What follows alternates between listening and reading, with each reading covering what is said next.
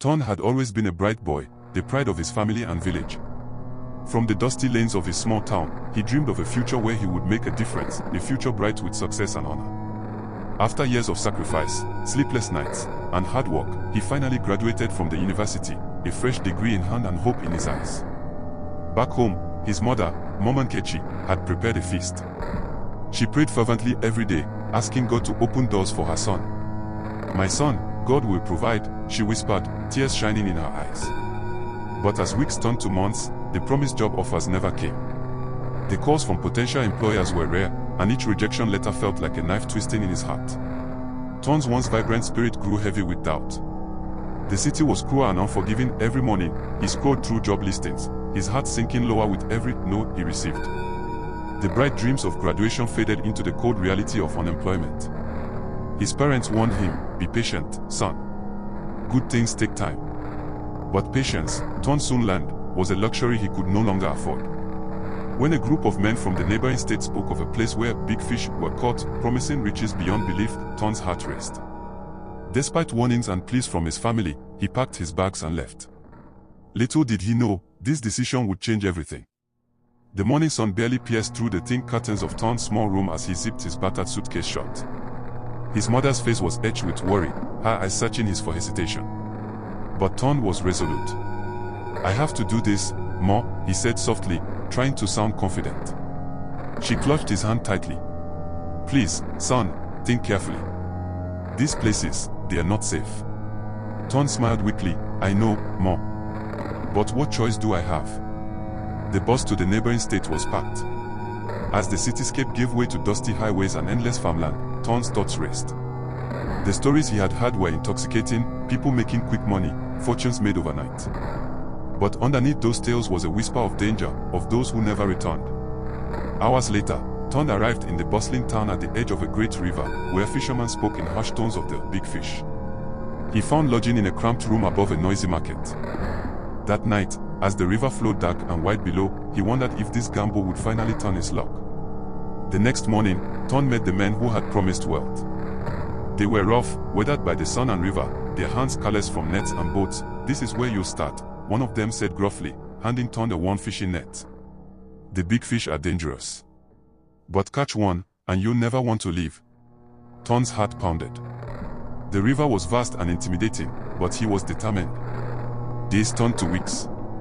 The work was harder than he imagined, long hours under the scorching sun, battling currents, and facing wild animals near the water's edge. Many of the young men whispered about those who had disappeared, swallowed by the river, they said. Ton's thoughts drifted back to home, to his mother's prayers, to the warnings that now felt like echoes haunting his every step. One evening, an old fisherman named Oba pulled Ton aside. "Son, this river does not forgive. You must respect it, or it will take you." Ton nodded, but inside, he felt restless. He was not like the others who accepted fate easily. He wanted to beat the odds. That night, as the river whispered beneath his window, Ton made a silent vow to find the big fish, to come back rich, and to prove to everyone that his journey was worth the risk. Ton woke before dawn, the river's mist curling like ghostly fingers above the water. Today, the men said, was different. The big fish had been spotted near the old mangrove trees. He joined the group quietly, gripping his net tighter than ever. Hours passed with nothing but water slipping through his fingers. Suddenly, a massive splash broke the calm. Ton lunged, and his net caught something heavy. His heart raced as he struggled to pull it in. The big fish was real. But as the creature emerged, Ton froze. It wasn't just a fish, it was enormous, with sharp fins and dark eyes that seemed to pierce his soul. The men cheered, but Ton felt a chill. Was it a blessing or a curse? That night, Ton's dreams were filled with water, drowning, struggling, and voices calling his name from the depths. He woke in a cold sweat, the river's chill lingering in his bones. Over the next days, strange things happened. His hands trembled, his strength waned, and whispers followed him wherever he went. Other fishermen began to avoid him, murmuring about a curse from the big fish.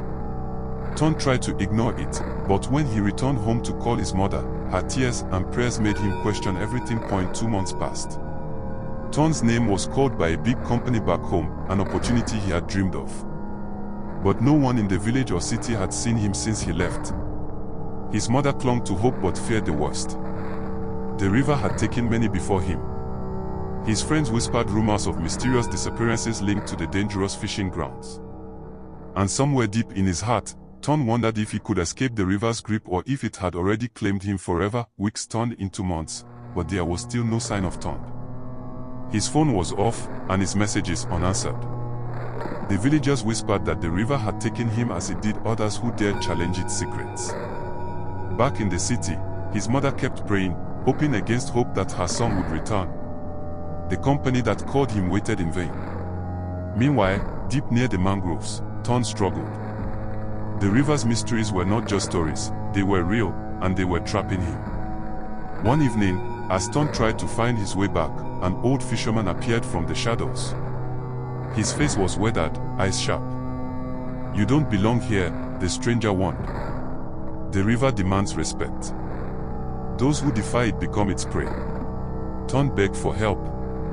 The old man gave him a charm and told him to keep faith, but warned, once you've touched the big fish, your life will never be the same.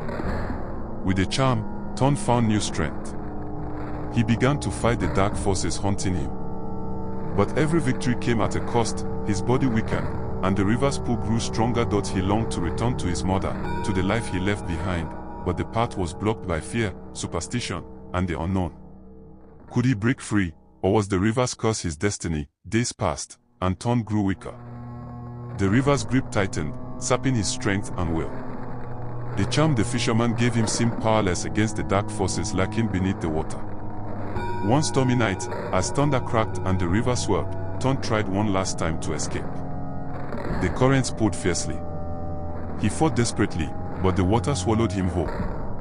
The villagers waited anxiously for any news, but Ton was never seen again. His mother's prayers turned to tears, her hope fading like the setting sun. The river kept its secret, and the big fish continued to haunt the waters, taking those who dared to challenge it. Months turned to years. The company that once called for Ton finally closed the vacancy, his name fading into silence. Back home, his mother still lit candles every night, whispering prayers for her lost son. Though Ton's journey ended in the river's depths, his story became a cautionary tale about patience, obedience, and the dangers of chasing quick fortunes.